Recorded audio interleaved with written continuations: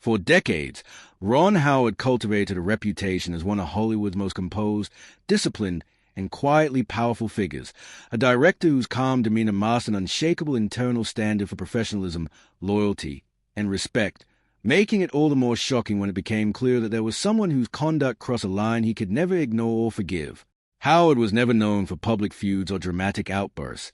He believed deeply in collaboration, in creating an environment where creativity could flourish without ego poisoning the process, and because of that, any fracture in that trust struck at the very core of what he valued most. Those close to him understood that his disappointment was never impulsive. It was earned, built slowly through repeated moments that revealed arrogance, disregard, or betrayal of the unspoken code that binds serious artists together. For Howard, filmmaking was not just a profession, but a lifelong commitment rooted in discipline and mutual reliance. And when someone undermined that foundation, it wasn't merely frustrating, it was deeply personal. He had spent decades building his career brick by brick, evolving from a child actor into an Academy Award-winning director, earning respect not through force but through consistency, humility, and results, and he expected those around him to carry that same seriousness of purpose.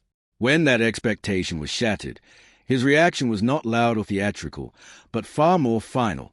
He withdrew emotionally and professionally, severing connection with a quiet certainty that spoke louder than confrontation ever could. People who work alongside him could sense the shift immediately.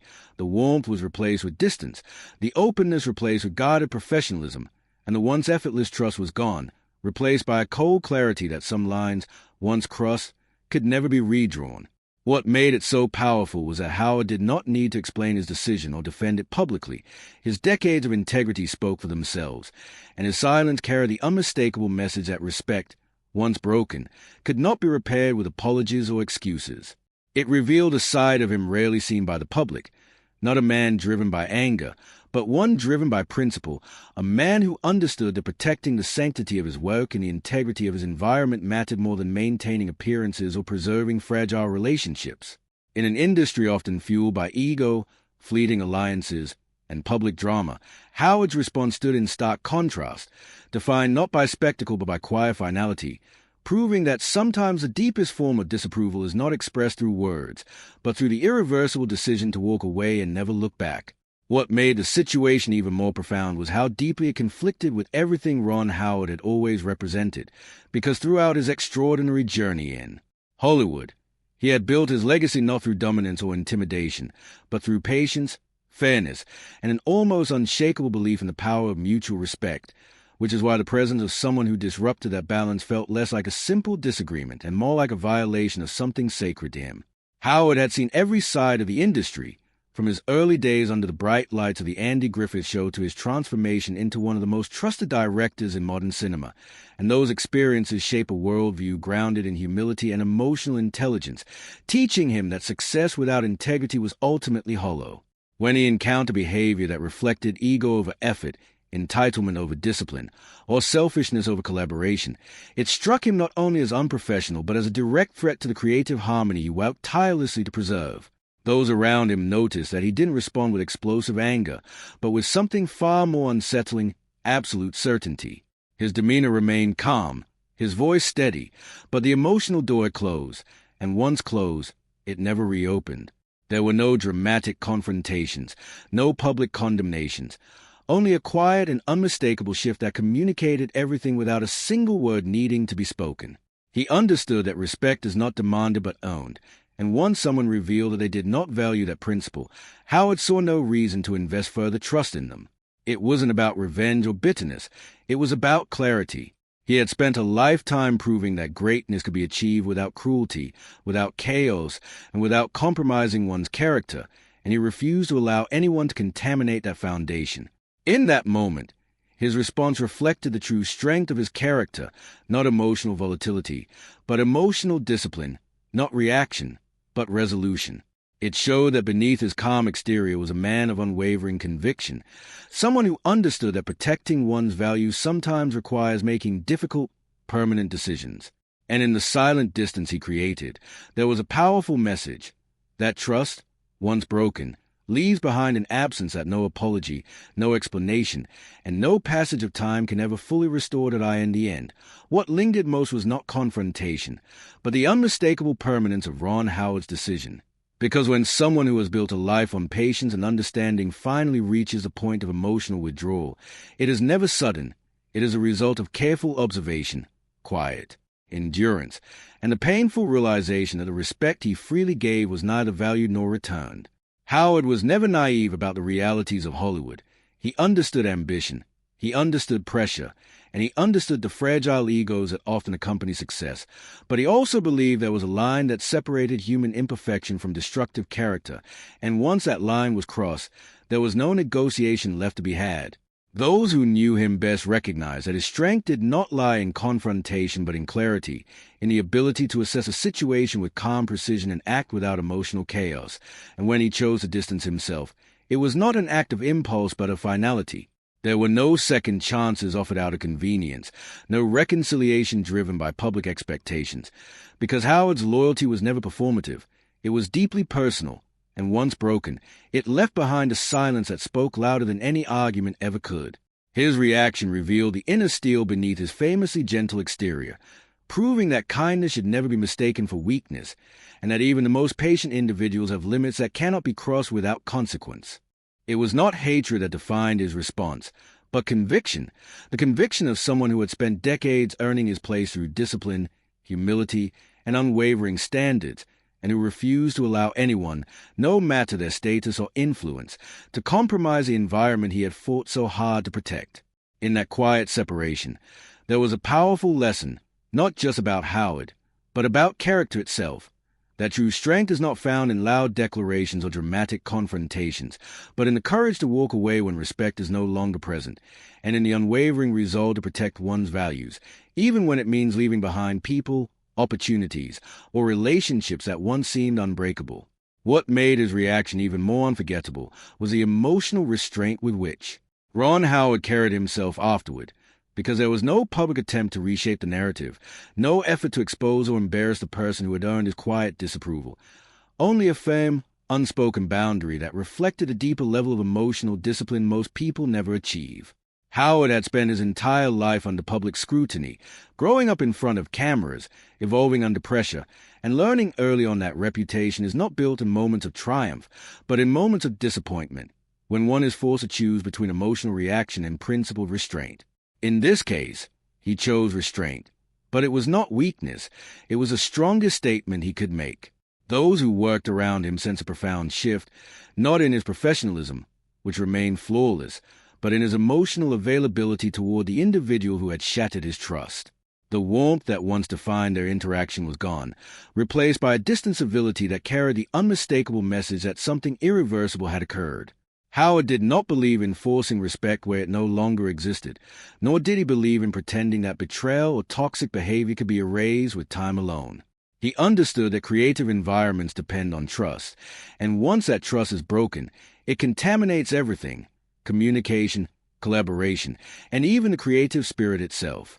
Rather than allowing negativity to linger and spread, he made the conscious decision to remove himself emotionally, preserving not only his own peace but the integrity of the work and the people who still believed in his leadership. It was a defining example of quiet strength, of knowing when patience must give way to self-respect, and of understanding that sometimes the most powerful action is not confrontation, but separation. In the years that followed, his legacy only grew stronger, untouched by the conflict, reinforced by the consistency of his character, proving that while talent may open doors, it is integrity that determines which doors remain open and which ones are closed forever without a word. And perhaps the most revealing part of it all was how Ron Howard never allowed the situation to harden his spirit or change the core of who he was. Because despite the disappointment and the quiet finality of his decision, he continued to lead with the same calm authority and unwavering professionalism that had defined him for decades, proving that true strength is not measured by how loudly one reacts to betrayal, but by how firmly one protects their values in its aftermath. He did not seek validation, nor did he attempt to rewrite history to favor his own image. Instead, he moved forward with the quiet confidence of someone who understood that character is revealed not in comfort, but in conflict.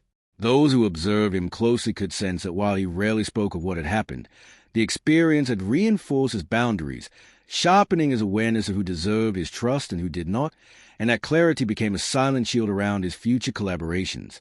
He remained gracious in public, composed in private, and relentless in his dedication to storytelling, refusing to let negativity derail the purpose that had driven him since childhood. In many ways, his response sent a message more powerful than any confrontation ever could, that respect is not negotiable, that integrity is not situational, and that once someone proves they cannot honor those principles, they no longer belong in the circle of trust he carefully maintained. It was not bitterness that defined his distance, but wisdom, the hard-earned understanding that preserving one's peace in creative environments sometimes requires difficult, permanent separation. And in that quiet resolve, Howard demonstrated why he had endured and thrived in an industry where many falter, showing that while talent may earn admiration, it is unwavering character that earns lasting respect, and that the strongest leaders are not those who fight every battle publicly, but those who know exactly when to walk away and never look back. What ultimately made this chapter so deeply impactful was the realization that Ron Howard was not reacting out of impulse, ego, or pride, but from a place of hard-earned wisdom forged through decades of navigating one of the most unpredictable and emotionally demanding industries in the world, because he had seen firsthand how fragile trust can be and how quickly the wrong presence can disrupt the delicate balance required to create something meaningful and lasting. From his earliest days as a young actor trying to understand the mechanics of performance and human behavior, to his evolution into a director entrusted with massive productions and extraordinary talent, Howard had developed an internal compass that guided every decision he made, one rooted in fairness, observation, and a quiet evaluation of character rather than empty promises or outward charm. He believed deeply that the success of any project depended not just on talent, but on unity, discipline, and emotional safety, and when someone violated that foundation through arrogance, disrespect, manipulation, or lack of accountability, it was not simply disappointing, it was corrosive to everything he had spent a lifetime building. What made his reaction so powerful was the absence of theatrics.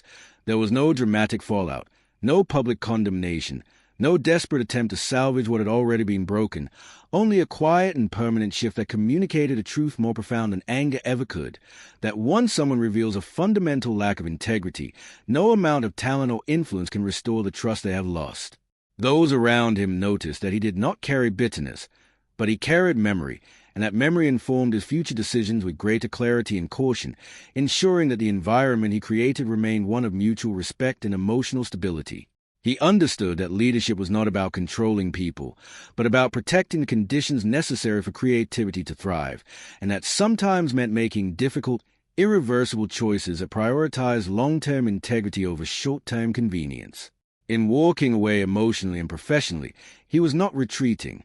He was reinforcing the invisible boundaries that define self-respect and leadership, demonstrating that even in an industry driven by relationships and opportunity, there are principles that cannot be compromised without losing something far more valuable than success.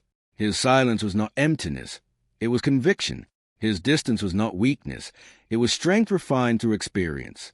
And in the years that followed, as his legacy continued to grow and his influence continued to shape the stories and people around him, it became clear that this moment was not defined by who he distanced himself from, but by what he chose to protect. His values, his standards, and the unshakable belief that true greatness is not measured by how much one tolerates, but by knowing exactly what one will never accept. And in the quiet aftermath of that irreversible decision, those closest are on. Howard began to understand that what had occurred was not simply the end of professional connection, but the closing of a door that would never open again, because Howard was not someone who made such choices lightly or without deep internal reflection. He believed in patience, in giving people the opportunity to prove themselves, and in allowing time to reveal the truth of a person's character. But once that truth became undeniable, he did not ignore it, and he did not pretend it could be undone. There was a quiet gravity in the way he carried forward, a sense that while he did not dwell on the betrayal or disappointment, he had absorbed its lesson fully, allowing it to refine his awareness and strengthen his resolve. He understood that trust is the invisible architecture of every meaningful collaboration, and once that structure cracks, everything built upon it becomes fragile and uncertain. What made his response so profound was that he never allowed anger to define him. Instead, he allowed clarity to guide him, refusing to waste energy on confrontation or public spectacle, because he knew that the most powerful statement he could make was through his actions, through the simple and permanent withdrawal of his confidence and presence.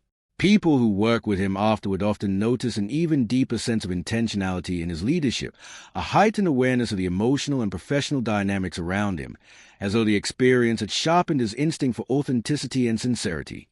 He did not become colder, but he became more precise, more protective of the environment he cultivated, ensuring that those who stood beside him shared not only his creative ambition, but his respect for the process and for one another. In that quiet transformation, there was a powerful truth, that even the most patient and understanding individuals carry limits, and that protecting one's integrity sometimes requires letting go of people, opportunities, and expectations that no longer align with one's values. Howard's strength was never rooted in dominance or confrontation, but in self-awareness, discipline, and the courage to act decisively when it mattered most. And in choosing distance over compromise, he demonstrated that true leadership is not about holding on at all costs, but about knowing exactly when to release what no longer belongs in your future, and walking forward with unwavering certainty, leaving behind only silence, dignity, and the unshakable foundation of character that no betrayal could ever erode.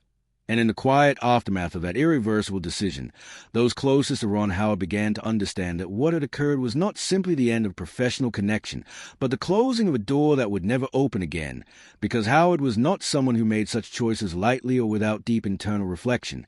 He believed in patience, in giving people the opportunity to prove themselves, and in allowing time to reveal the truth of a person's character.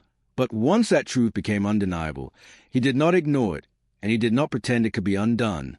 There was a quiet gravity in the way he carried forward, a sense that while he did not dwell on the betrayal or disappointment, he had absorbed its lesson fully, allowing it to refine his awareness and strengthen his resolve. He understood that trust is the invisible architecture of every meaningful collaboration, and once that structure cracks, everything built upon it becomes fragile and uncertain. What made his response so profound was that he never allowed anger to define him. Instead, he allowed clarity to guide him, refusing to waste energy on confrontation or public spectacle, because he knew that the most powerful statement he could make was through his actions, through the simple and permanent withdrawal of his confidence and presence. People who work with him afterward often notice an even deeper sense of intentionality in his leadership, a heightened awareness of the emotional and professional dynamics around him, as though the experience had sharpened his instinct for authenticity and sincerity. He did not become colder, but he became more precise, more protective of the environment he cultivated, ensuring that those who stood beside him shared not only his creative ambition, but his respect for the process and for one another. In that quiet transformation, there was a powerful truth, that even the most patient and understanding individuals carry limits, and that protecting one's integrity sometimes requires letting go of people, opportunities, and expectations that no longer align with one's values. Howard's strength was never rooted in dominance or